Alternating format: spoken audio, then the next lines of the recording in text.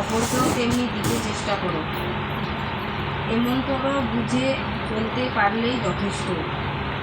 আপনি সরে রাখেন,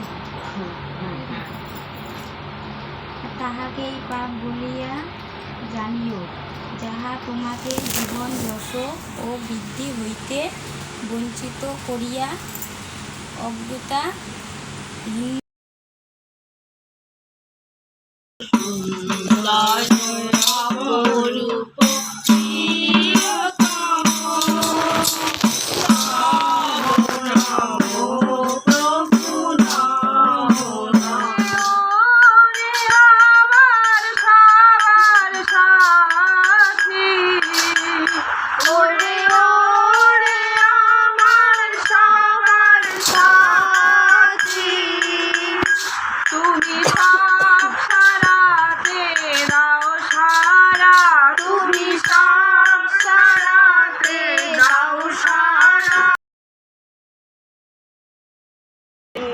একজনের কাছে ঠাকুর জোগাড় করে নিছি, ফটো আইনে নিছি, আইনে নিয়ে আমার জায়গা নাই, রান্নাঘরে ঠাকুর জায়গা ছিল, ওখানে ঠাকুরকে রাখছি। করতে পারি না, সকালে রান্না করা আমাদের ইসে করে না, যাই না ওখানে।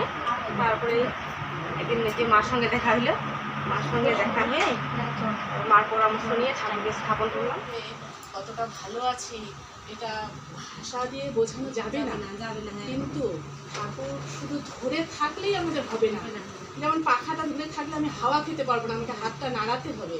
সেইভাবে আমারও এটা আমার অল্প জীবনে আমিও খুব কম সময়ে ঠাকুরকে পেয়েছি, পেয়ে খুব আনন্দে আছি।